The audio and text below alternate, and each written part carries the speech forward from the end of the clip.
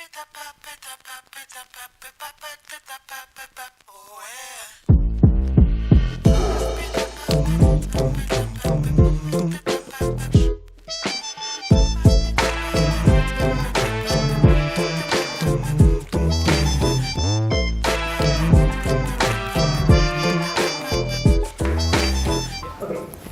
when I talked last time, it was 15 years ago, and I talked mostly about virus and virus diseases, which I'm not going to talk so much about this time.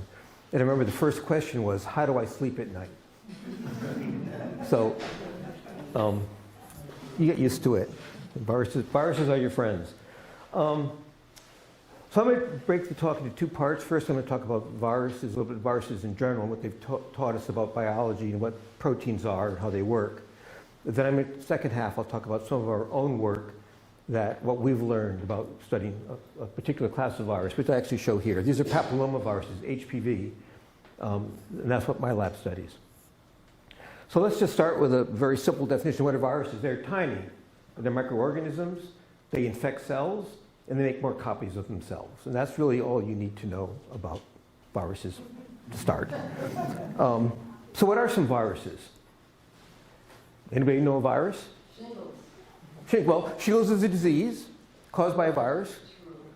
I hope that's not a personal thing. It's a very painful disease caused by a herpes virus. Any other viruses? SARS-CoV. HIV. Corona. Great, a lot of viruses. They're fantastic. HIV. Coronavirus. So HIV was when I first came to Yale, which was 1983 on the faculty. I've been here for more than 40 years. HIV was a lethal disease. Now, thanks to unbelievable advances and miraculous advances in antiviral therapy, it's a chronic disease that's well managed. People can live with this virus for decades. It's a fantastic story.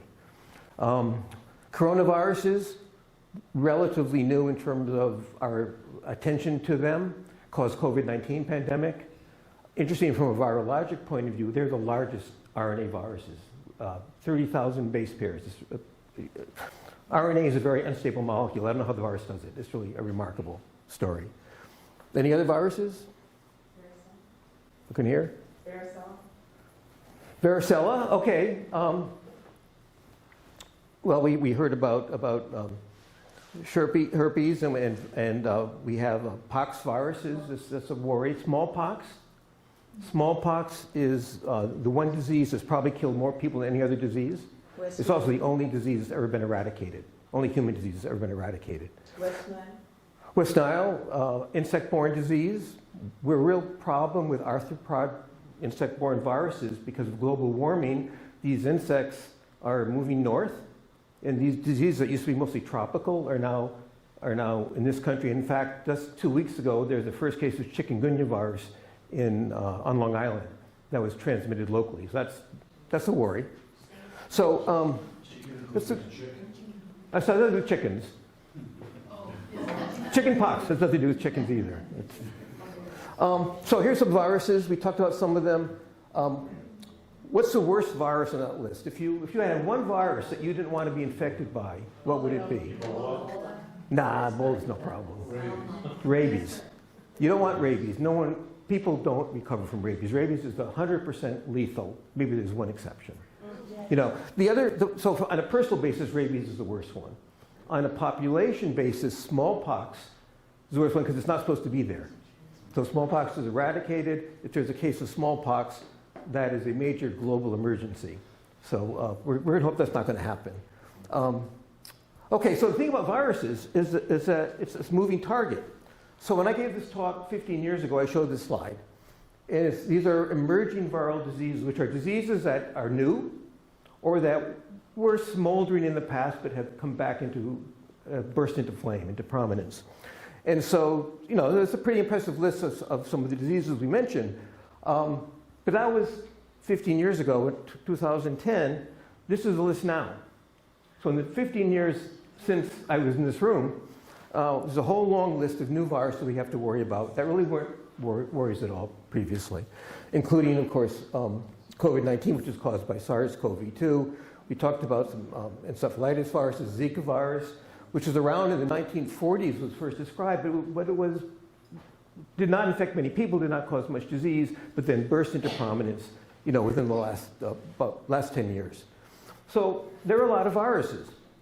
And because of that, they've got a lot of attention from scientists and doctors, and have resulted in numerous Nobel Prizes for people who have studied these viruses. And so it's remarkable. Some of these are for propagation of poliovirus, which is done by Yale, by the way, John Enders, development of yellow fever vaccine, Harold Zerhausen discovered a tumor virus that I study, and so forth. So we think about viruses, you think about viruses mostly, as things that cause disease. But there's another reason why I think about viruses, and that is that viruses provide important insights into cellular processes.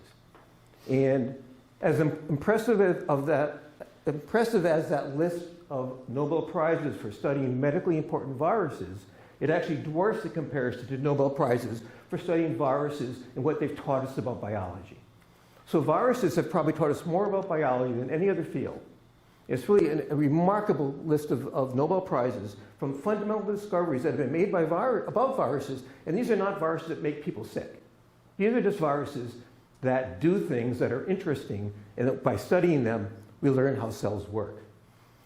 So why have viruses been so informative for 50 years, more than 50 years, 75 years? Well, I think this next slide illustrates it. This shows you the relative size of a virus in a host cell. And the host cell is huge compared to these tiny little viruses out here. Now, this isn't really a picture of a virus in a cell. It's a picture of the solar system. But I show it because the scale is right. Okay, and you can see the virus we study, papillomaviruses. Here's hepatitis B virus, polyomaviruses, other viruses you haven't heard of, hopefully. Relative to the size of the sun, that's about the scale. So it's easy to remember how big a virus is. Now, some are a little bit bigger than these, but all of them are totally dwarfed by the size of the cell. And that's important because viruses are so small, they're so simple, they can't do much. And so they're totally dependent on the cell for all of their activities. And that's particularly true for the small viruses that I showed you. And because they're dependent on the cell for almost every aspect of the virus life cycle, they are ideal probes for how cells work. And that's why we've learned so much from studying viruses. I should say, by the way, please stop me if you have questions. It's much more fun for me if people talk. Okay, so I can illustrate this with something that is called the central dogma, which is very pretentious sounding, invented by Francis Crick, which maybe that's why it's pretentious sounding. But it basically is a framework that a lot of molecular biology is based on. And the idea is that DNA is sort of the center molecule that carries the genes. The genes are made of DNA, so DNA can replicate itself, make more copies. But DNA also can result in the synthesis of RNA, which is a very similar molecule. And then RNA, in turn, allows the synthesis of proteins. So it's DNA to RNA to proteins. And proteins and RNA are very different molecules. This is a very difficult step, and we actually call this translation. It's like translating from one language to another. They're so different. So this central dogma is largely developed based on studies of viruses. In fact, on studies of particular viruses that infect bacteria, which are called bacteriophage. So bacterial viruses, the first widely accepted evidence that genes are made of DNA came from studies of bacterial viruses. It's called a very famous experiment called the Hershey-Chase experiment, because the people who did it, they won a Nobel Prize. Well, the guy did. Hershey did. Martha Chase didn't. So DNAs of genes, first widely accepted evidence was the Hershey-Chase experiment done with bacterial viruses. The idea that DNA makes messenger RNA, which is an intermediate, came from studies of bacterial viruses. And much of what we know about how RNA makes proteins came from studying bacteriophage. So much of the central framework of molecular biology came from studying viruses. Messenger RNA, of course, new prominence these days. It makes vaccines. Many of you have gotten it through the COVID-19 vaccines. And I won't talk about politics. Now, viruses were also important for challenging this. This central dogma it turned out, was not complete. So, for example, studies of plant viruses showed us that in some cases, RNA can act as genes. And this was first shown for the tobacco mosaic virus in beautiful experiments. And now we know that many viruses have RNA genomes. Plant viruses, tobacco mosaic virus, many bacteriophage have RNA genomes, and many animal viruses, including COVID-19 virus, SARS-CoV-2, influenza virus, polio virus, they all have RNA genomes. Now, even more surprising was this finding that animal viruses can actually convert RNA into DNA, going back in the opposite direction. And they use this with an enzyme, a protein called reverse transcriptase, and this won the Nobel Prize for David Baltimore and Howard Temin. David Baltimore died about a month ago, and that was a great loss. He was a pillar of the virology community. And again, so it turns out that this scheme is very useful, it's inspired lots of experiments, but had to be revised over the years, largely because of studies of viruses. So DNA, though, and sometimes RNA, are the genetic material. They're the blueprint. What do proteins do? You know, proteins really are the nuts and bolts of how things happen. So the RNA and DNA, they're the generals.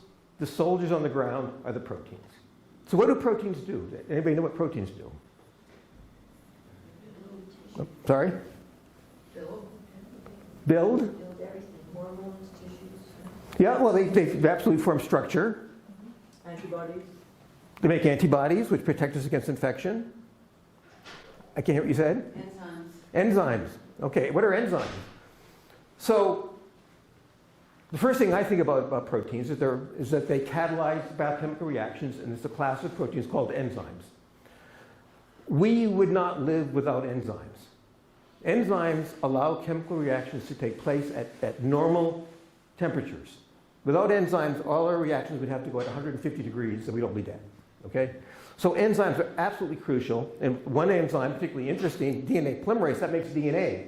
So although DNA makes RNA makes protein, proteins are required to make DNA.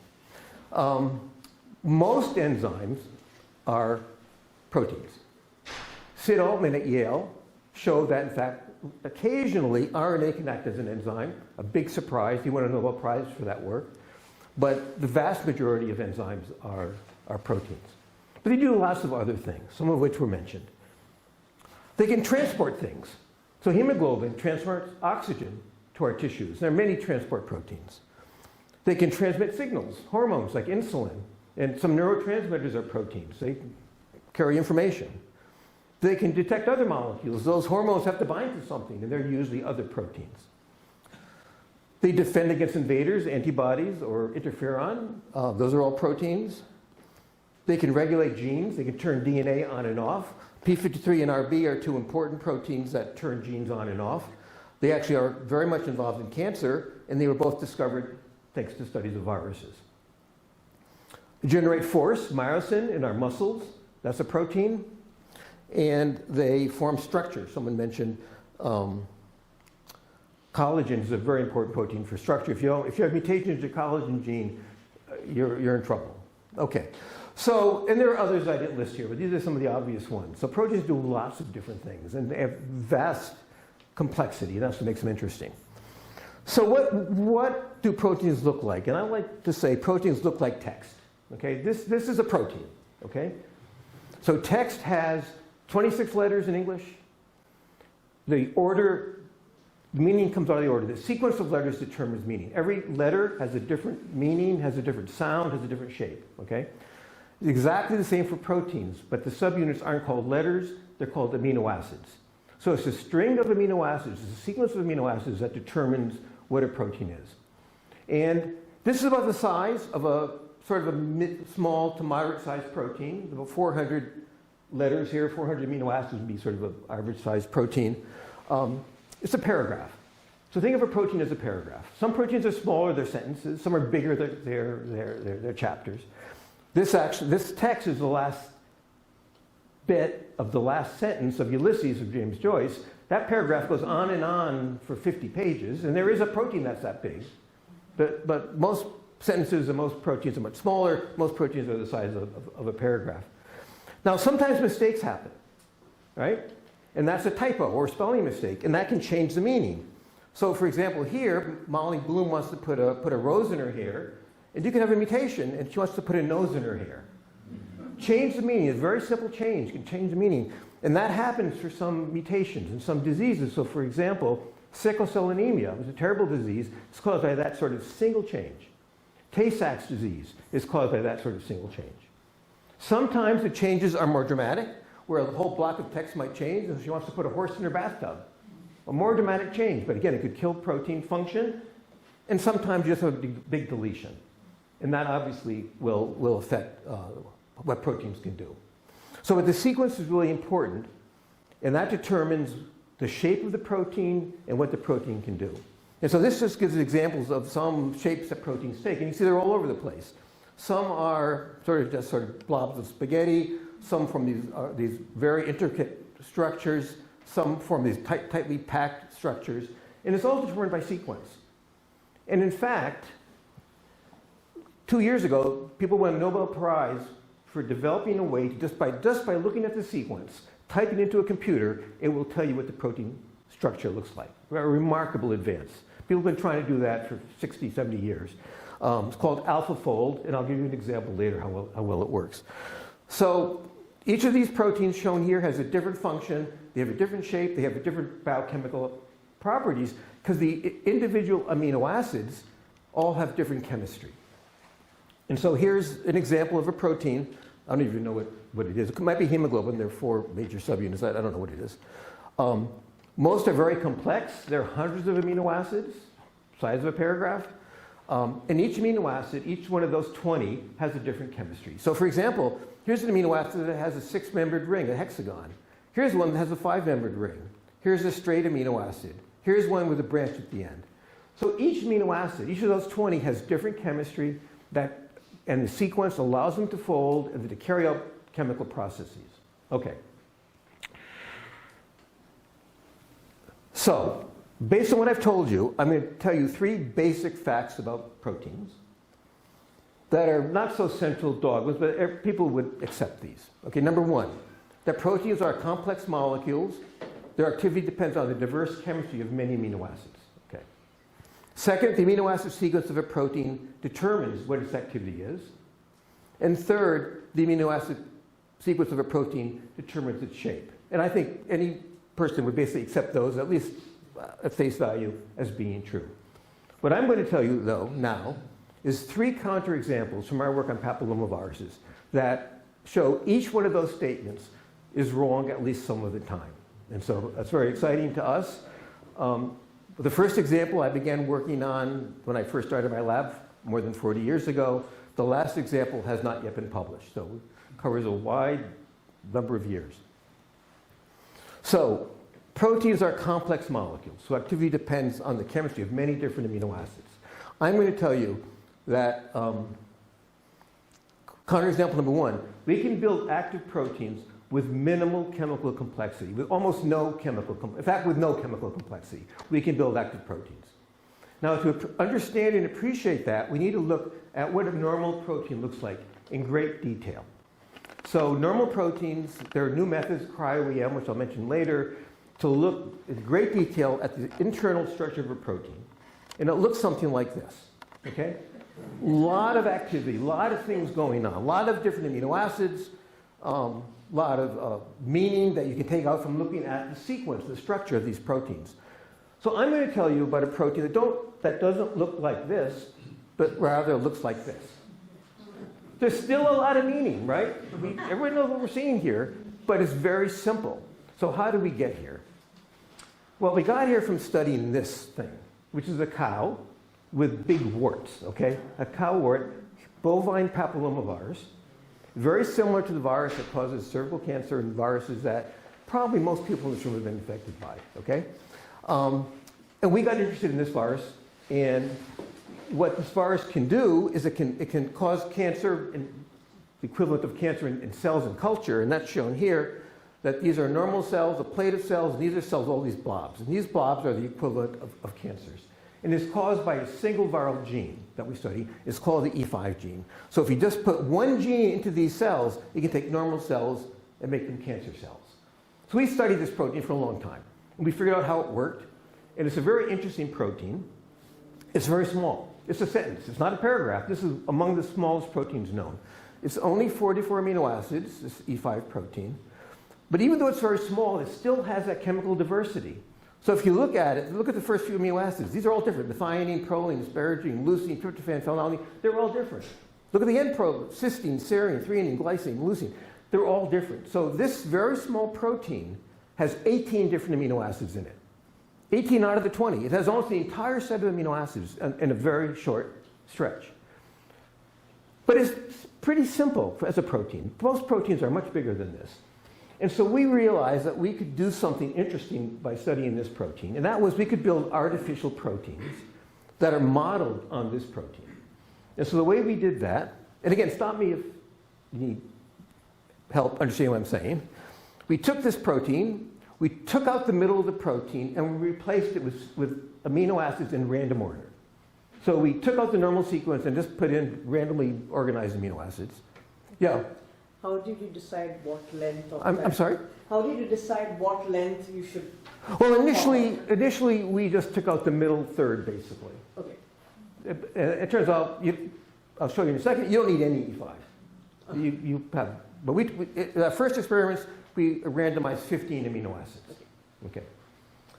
And what we do then we express millions of proteins in cells. When we randomize it, we get many, many different sequences. And we express millions. I've showed here only 5. And I show them as dimers because E5 tends to form, 2 molecules of E5 come together. Then we can impose selection to find the 1 out of a million that does what we want. So we can take we call them a library, a collection of a million proteins, and find one that does what we want by using genetic selection. And what we select for is simply those little bumps of those cells, which I showed you. These are genes that we selected for genes that can form cancer, basically. Okay, so this worked. So we're able to build new proteins that never existed in nature that are biologically active. And so we wondered, could we use this to define the minimal chemical complexity to make an active protein? How simple can a protein be and still work?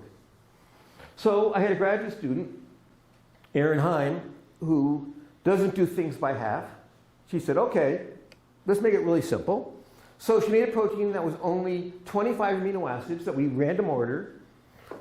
They all started with M, which is methionine, because all expressed proteins start with methionine. So methionine and then 25 random amino acids.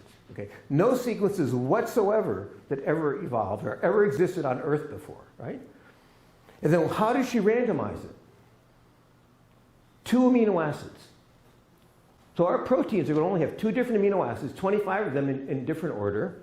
And these 2 amino acids are the 2 most similar amino acids, leucine and isoleucine. Okay? They're the same size, same chemistry, almost the same shape. The only difference is this group here, this small group is called a methyl group, which is at this point here, we've moved at 1 position. So here it's at this position, here it's at this position. Other than that, these are identical amino acids. Okay? Exactly the same chemistry. They behave very similarly. Most people would say there's no difference between them. So Erin made this library where she put 25 leucines and phenylalanine in various orders and asked, do any of them do anything? And most of them don't. But about 1 out of 20,000 actually can cause cancer, okay, on that tissue culture assay. And what do they look like?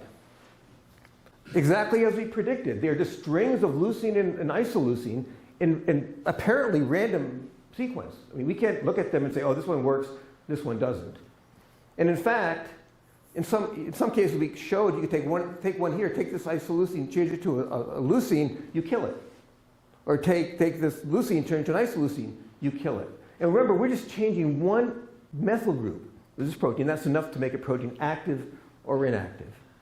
So initially we were quite surprised that we could make proteins that are so simple, that have no chemical differences really, but nevertheless they are able to have biological activity and they have very specific activity in what they can do. But on further reflection, maybe it's not so surprising, because we live every day with these sorts of things, with the sequences that differ by very bits, on or off, like computer code is what these proteins are. Okay.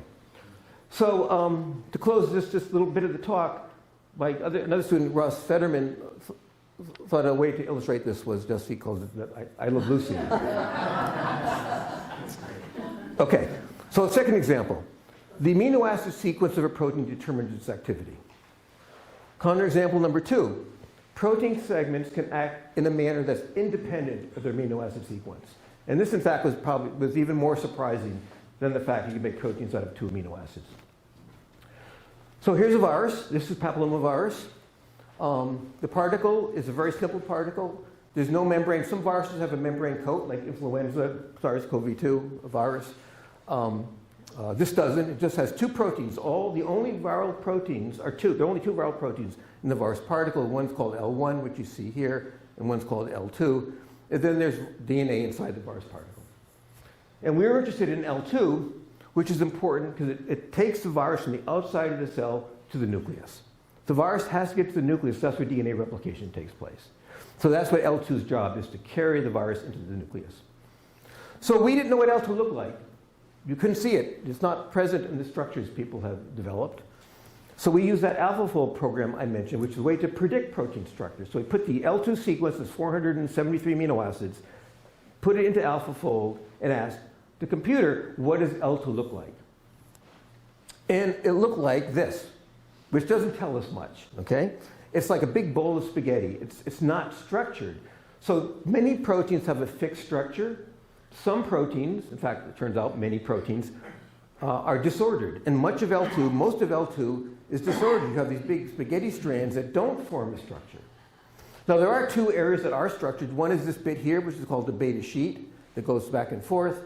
And one are some helices at one end of the protein. They're structured, but most of the protein is just flopping in the breeze, which didn't tell us much at the time how it worked. And just to show you that this overall structure is conserved among all papillomaviruses, this shows what I showed you before. This is just the beta sheet from HPV type 16. This is the papillomavirus that causes most cervical cancer. It's the single most important HPV type. This is the most divergent papillomavirus, the farthest removed from HPV 16. It's actually from sea turtles. It's not even from mammals, okay? But it has exactly the same beta sheet. So this structure is clearly important because it has persisted for 300 million years of evolution. And we have some ideas how it works, but I'm not going to talk about that today. And then next to it is this other sort of this loopy structure. And all of the papillomaviruses have a structure like this, but each one is different. So although the beta sheet is conserved, and the fact is a loopy structure is conserved, the actual loop of the structure is different. Now, one of the great things about discovering things, you can name them. And we said, what do we name this thing? And we looked at it. What does it look like? So we decided we named it the roller coaster. So you have the roller coaster and the beta sheet. And these things are present in all papillomaviruses. I have a question. Yeah. So the N terminal is very different in the 2. Is that of any consequence? I'm sorry? The N terminal is very different in the The N-terminal helices? On the other slide? Yeah, it's all important. Okay. It's all important. It wouldn't be there if it wasn't important. Again, all papillomaviruses have both of these elements. They have this N-terminal bit and they have this central bit, but most of it's not structured. Okay. So, to tell you what we did, I'm going to first summarize it on this slide again, and then I'll show you one piece of evidence. Okay. So again, here's our text, here's our protein, and we were asking what parts of L2, and in fact, this is exactly the size of L2, what parts of L2 are important for it to allow the virus to infect cells? Because L2 works, as I said, to get the virus into the nucleus. So we first just made a deletion. If we delete this bit in here, about 50 amino acids, protein is totally dead. And that's not surprising. You take out a big chunk of the protein, you're going to lose activity.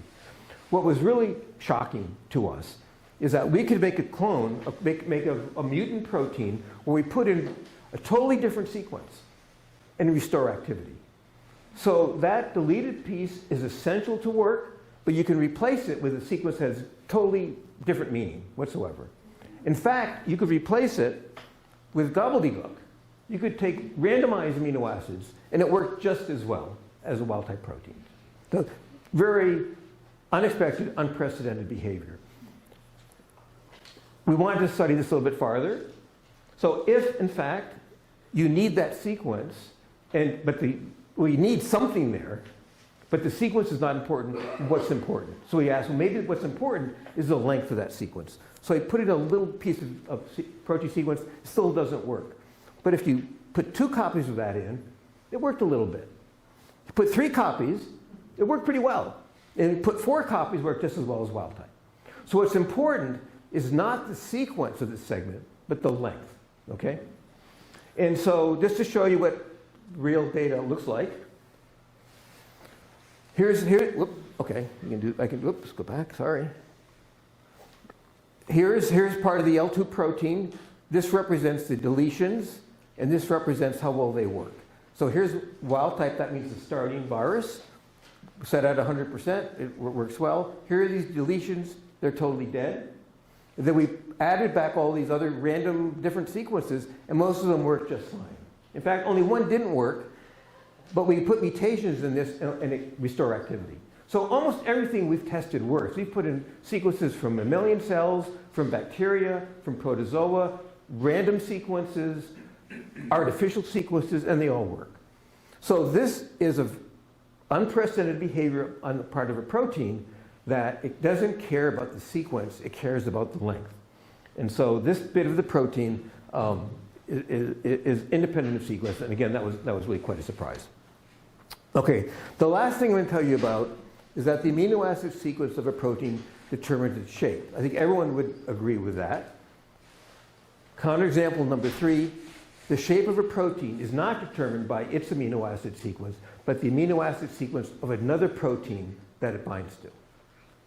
So we'll go back to this picture of the virus particle, and we changed the name, we call it a capsid, because the capsid is actually the protein shell of the virus, which is really what we study here.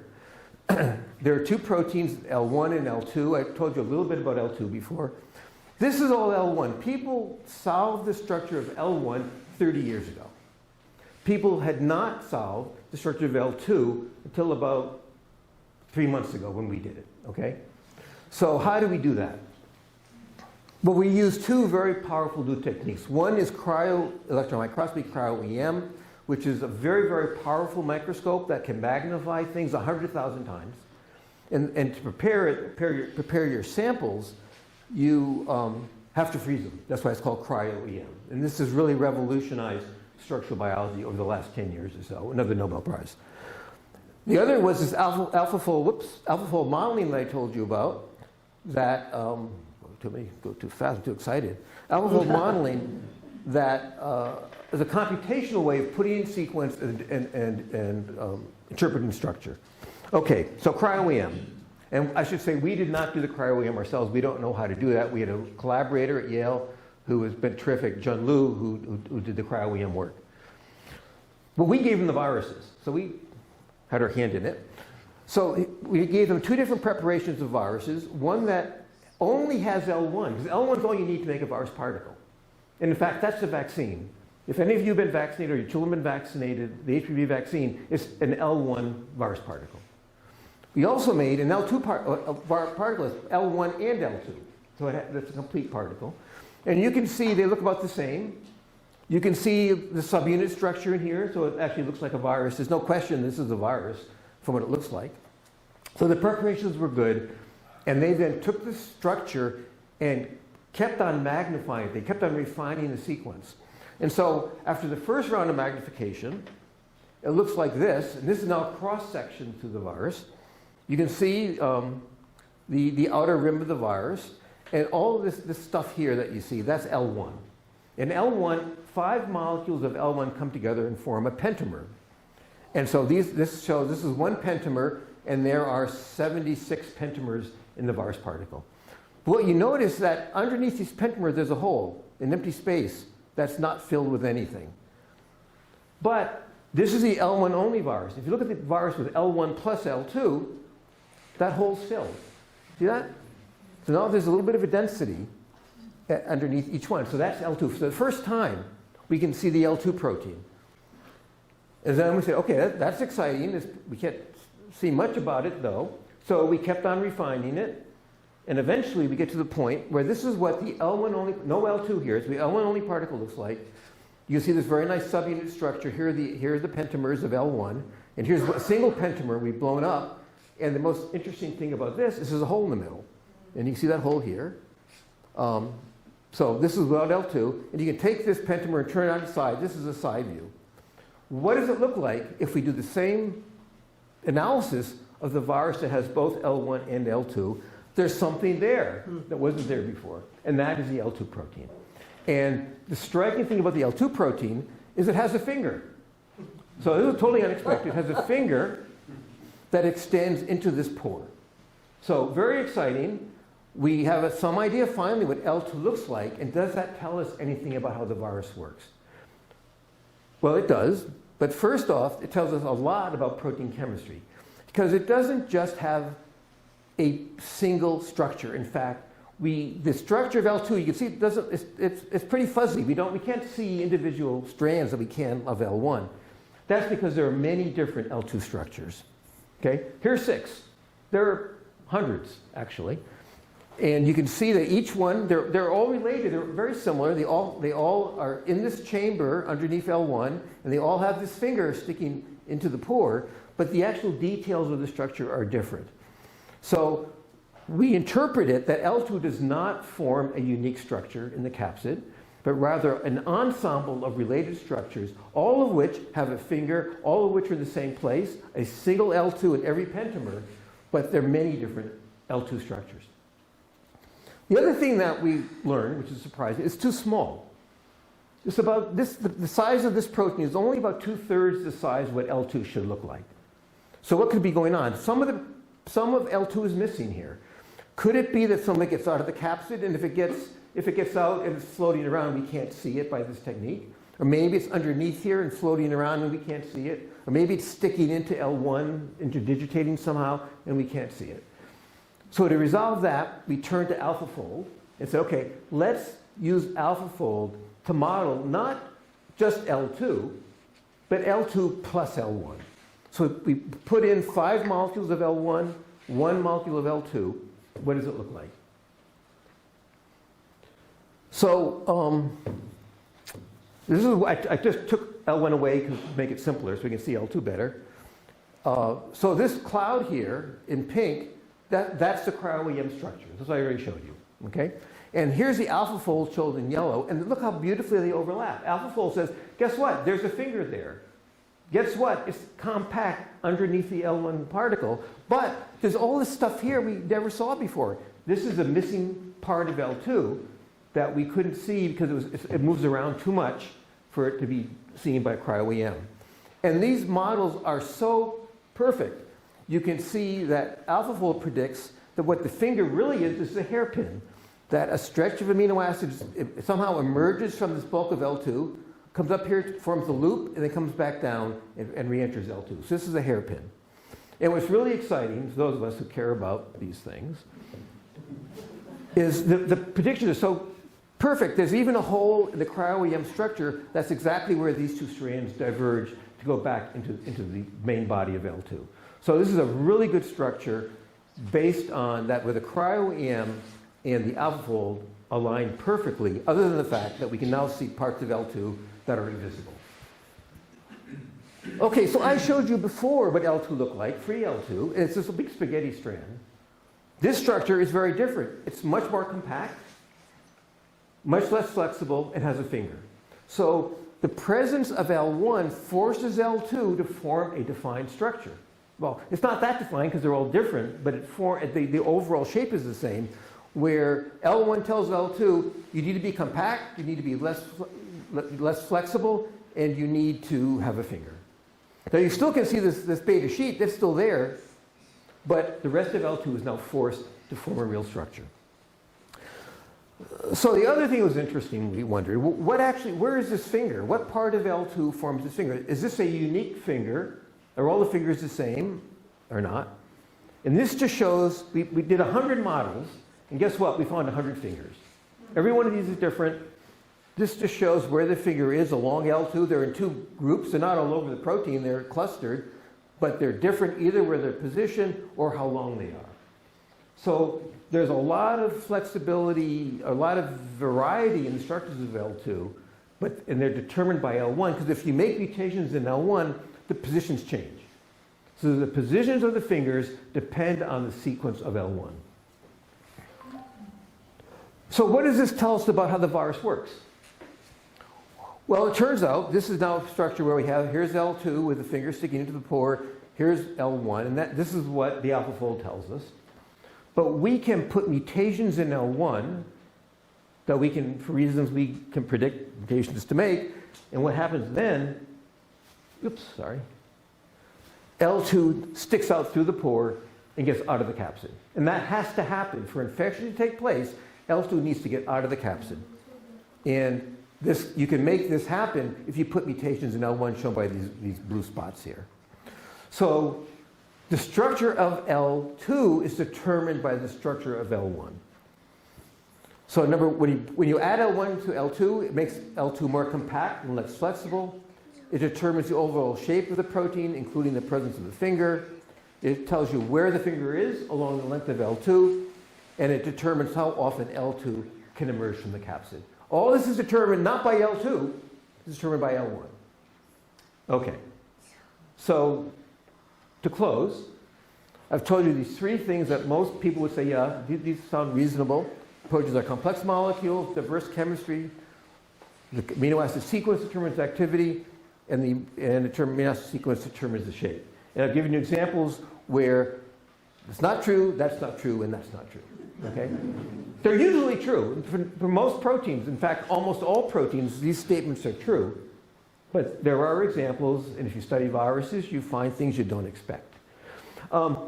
So just in closing, this is what makes science fun, that it's unpredictable, that you learn new things no one ever learned before. You can come home from lab one day and say, I discovered something no one ever knew before. I'm the only person in the world who knows this.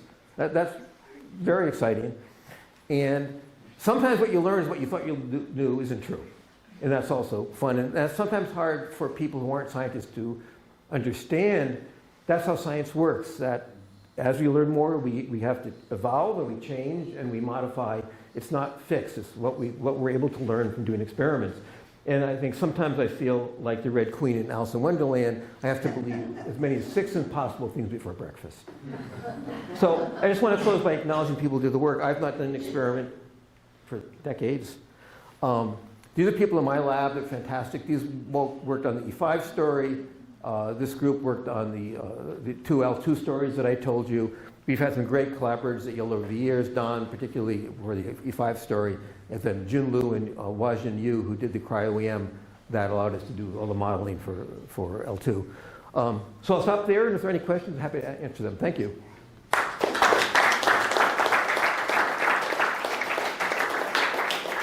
Yeah. An example where you removed the whole line sequencing, and it caused the structure not to work. Right. And then you added a little bit Right. back in. Yeah. Do you know why that's so? Why you need to have that whole line there? Well, you mean why it has to be a certain length to work? Is that what you mean? What L2, I showed you L2 sticking out, right, in my last pictures. It turns out it has to be long enough to stick out far enough to work. It has to actually not only get out of the capsid, get out of L1, it has to actually stick through a membrane and then bind something on the other side. So it has to be long enough to reach over. And I think that's a lot of it. It might not be all of it, but I think a lot of it just has to be long enough in order to reach where it has to go. So it's a conductivity issue between layers. Yeah, it has to get through 2 layers. Has to get past L1. Has to get past the membrane. That has to be long enough to have enough of it outside the membrane to bind something else. I think it's more complicated, but to the first approximation, I think that's what it does. Yeah. What if you put in that blank space a known sequence for some of the gene? What would happen then? We did that. Some of them were Repeat that. the question, please. Okay, the question was, what if we replace that sequence removed, replace it with something else? Can you do it with a known gene with known function, with some other function? Yes, the answer is yes. We've done that in several cases, and it works. This works. Some things don't work. What we've learned is that if you put in something that can form a tight structure, that blocks it. And that's, it's like trying to pull a knot through a shoelace, through a hole through a shoelace. So there are things that will block. But most things that we've tested work. From, as I said, from bacteria, from animal cells, from protozoa, and artificial sequences. It doesn't really care. I'm sorry, you had a question? Yeah, it struck me that you're able to see so much at this scale, and you were talking about the cryo-electron Cryo-EM, yes? and I don't know about AlphaFold modeling together. Yeah. Do you need to go to even smaller levels to see more? Well, for most proteins, yes, as you look closer and closer, it gets more and more refined. We say it's refined, you have higher resolution. That's not true for L2 because I think L2 does not form a specific structure. It forms its whole collection of structures. So I don't think we'll ever get a detailed picture of L2 because every virus particle has 72 L2 molecules in it, and each one is different. So we're never going to see a precise picture. Yeah, I'm thinking about like how transistors had to become smaller and smaller for semiconductors, and Yeah. it just keeps nanometers. It's smaller. Yeah, no, And it doesn't appear like you need to get to that level as much as what you're demonstrating here. well, again, I think because it's not a unique structure, I don't think it's going to help us to magnify it anymore. Yeah. And so initially we were disappointed. Oh, we just can't get a clean structure. We can't. It's only an 8 angstrom structure. You want a 2 angstrom structure. In retrospect, it's much more exciting this way. That this is really a very unusual property of the protein, not to have a fixed structure, but to have an overall shape that's the same, but the actual details are different. We think it's more interesting. Got a lot to do with. It's remarkable Yeah. to be able to distinguish that Yeah. at that level. Yeah. No, it's great. It's stuff. Thinking about what else is there that we can't quite see yet. Come back in 15 years, and maybe I can tell you. Yeah. Thank You you. said the length was critical to Yeah. whether it works or not. Is there some kind of practical application of that from, treatment? You change the length and it doesn't work? Well, thank you for that question. I don't know about that, but what our structure does tell us a lot, I think, about potential antiviral approaches. In particular, you just want to stick a cork there in that pore, and that's going to prevent L2 from getting out. So we're actually trying to do that. We're trying to find molecules that we predict will bind to that pore and prevent L2 from getting out, or you can imagine ways to constrict the pore or just make L2 less flexible so it can't form the finger in the first place. So it absolutely suggests approaches that may be useful. We have a question here. Nothing yet, though. Nothing yet. No, this is all new stuff. We have a Maybe question. next week I can tell you. We actually do an experiment. Our first experiment to try to block the pore. Okay. And I'll let you know. Yeah. Yes?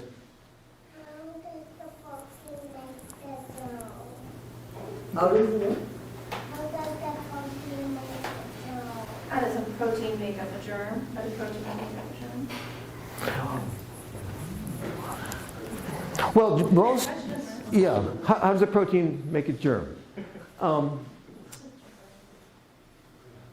Germs don't really want to make us sick, but it just sort of happens, right? Germs want to grow. They want to grow. They want to make more copies of themselves. And fortunately, most germs don't make us sick at all. Most germs we just exist with them. But the good news is that we have really powerful ways to fight germs that make us sick. We have medicines. We have vaccines, which are the world's greatest invention, in my view. We have other ways of preventing exposure so that most germs don't make us sick at all. And so I wouldn't be too worried about them. But if you get a germ and you get sick, listen to your mom, take your medicine, stay home, get a lot of sleep, and you'll get better soon. Thank you. I learned that in medical school. Yeah. Susan? I was kind of heading the same direction Yeah. about, you've spoken so eloquently about the beauty of basic research and biology, and just how amazing it is, and your passion comes through so wonderfully. But it's also been used to improve human health in amazing Right. ways, and you started to touch upon Yeah. that, and maybe you could share one anecdote, HPV or another one, that's taken this beautiful basic research and is now saving human lives. Thank you for that question. My first extra slide. Okay. Viruses cause acute viral infections. They also can cause cancer. And about 15% of all cancers are caused by viruses. And this shows some of the viruses, shows some of the cancer, some of the viruses it causes. But there are 7 human tumor viruses, and we have ways to combat 5 of them. It's really, really remarkable. So for HPV, we have a great vaccine. This vaccine could eradicate a cancer. It could absolutely eradicate cervical cancer, because all cervical cancer is caused by HPV. It also causes some head and neck cancer and some other cancers. We have a great vaccine for hepatitis B virus that causes liver cancer. We could prevent most liver cancer if everybody gets vaccinated with hepatitis B vaccine. We have great drugs for hepatitis C virus that causes additional cases of liver cancer. Again, these are miracle drugs that cure the disease. They actually can cure hepatitis C virus infection, and that eliminates the risk of cancer. We don't have, unfortunately, vaccines for Epstein-Barr virus. We'd love to have them. We don't have vaccines for HTLV1 or for Kaposi sarcoma virus. People are trying to get those vaccines. And just last week, my colleague at Yale, Jeff Ishizuka, reported a vaccine against Merkel cell cancer, which is a skin cancer. So the good news about viruses causing cancer, we know what to do about them. That we can make vaccines, we can make antivirals, we can reduce exposure, we can imagine other sorts of what are called therapeutic vaccines. So this is just one example of many, how understanding the basic biology has led to new ways to treat and prevent disease. Jim? If I could follow up on both of the prior 2 young ladies' questions. Could you comment a little bit on beneficial viruses? You talked about all the bad things viruses can do, but there are some viruses that are good for us. I was thinking in particular bacteriophages and oncolytic viruses. Okay. Could you comment on that? Sure. As I said, to the young man there, most viruses don't make us sick. Some viruses can make us healthy. So the idea that bacterial viruses can be used to treat bacterial infections. This is an idea that's been around for more than 100 years. It sort of went into decline for a long time, but now has been resurrected and is being used. And again, someone at Yale's a leader, Paul Turner, in this area. And the hope is that these viruses, these bacterial viruses, may be able to treat infections that are resistant to antibiotics. And that's what they're being used now. And so that's a very active area of research. Oncolytic viruses are viruses that specifically replicate in cancer cells. And so there's a lot of research, again, trying to develop. None of them are used broadly clinically. Some are approved in China, I know. But the hope is that, or they're designed to replicate and kill cancer cells and not kill normal cells. That's the idea. And also that they will attract immune molecules to the cancer cells. And so there's active research trying to develop oncolytic viruses as well. And then the viruses have a huge effect on the ecosystems. Things like bacteriophage can infect algae that perhaps are important for oxygen and CO2 balance. And so we don't really understand very much about that. But if there were no viruses, we'd be in big trouble, because the entire ecosystems would be out of whack. And so viruses are your friends. Yeah. You did mention the critical role of viruses in CRISPR, making it work. Yeah. Well, okay, so CRISPR is a technology that is used to modify genes. And viruses are used to introduce genes for gene therapy. Used to introduced genes for a type of therapy called CAR T cells, which are a type of immune therapy. Those are all based on viral delivery. But CRISPR itself was discovered because viruses, well, I should say cells need CRISPR to protect against viruses. So Jennifer Doudna, again, I have to keep on saying this, who used to be at Yale, we lost her, developed ways to use CRISPR to modify genes. She won a Nobel Prize a few years ago for that. But CRISPR itself arose because cells wanted to defend themselves against viruses. And CRISPR is an antiviral mechanism. Just finished reading the book about her. Yeah. Yeah. You mentioned therapeutic vaccines. Can you talk a little bit about the history, how they were invented, and some examples of how they used? Okay, so the vaccines that we usually think about are vaccines that prevent infection. So the HPV vaccine prevents infection. And that's a vaccine, and the measles vaccine and the smallpox vaccine, they all prevent infections. There's another type of vaccine called a therapeutic vaccine, and that is not to prevent infection, but to treat disease. That's why it's therapeutic. And so people are trying to develop therapeutic vaccines against various viruses, including papillomaviruses. It's gone slowly. You would think it would work because the cancer cells express viral proteins, so they're perfect targets for the immune system. It just so happens that it's difficult to make those sorts of vaccines, and I don't know, maybe there's some that are in use, I'm not sure. I mentioned the Merkel cell vaccine that Jeff is working on. That's a therapeutic vaccine that targets a viral protein in the cancer. And a lot of people are thinking about therapeutic vaccines to treat cancer on a personalized basis. So all cancer cells have mutations. Those typos I mentioned, right? And so you can imagine generating an immune response to find that mistake and kill those cells, and it doesn't affect the normal cells, they don't have that mistake. So people are thinking about making vaccines for individual people based on the DNA sequence of their tumors. That's all very experimental. There are some examples at Yale. I mentioned the vaccine for the Merkel cell, which is just still not in people yet, but other people have worked on personalized vaccines for kidney cancer that actually have been tried clinically and look promising. But that is still very early days for those. Yeah. So why is it something like HIV, which we've been studying for decades, we have antivirals, but we don't necessarily have vaccines, versus something like COVID, which we developed a vaccine relatively quickly? Why is there such a difference? It's a good question. Why, what's wrong with us? We've had 40 years to build an HIV vaccine, and we don't have them yet. I think there are a couple of reasons. One of which is HIV is very variable. It changes a lot. It has a very high mutation rate. It's it's as if you're typing with your eyes shut. It makes sense all the time. So I think that's a major part. If I knew why we couldn't have HIV vaccines, I'd be rich and famous. But people have been working really hard. Some things are promising.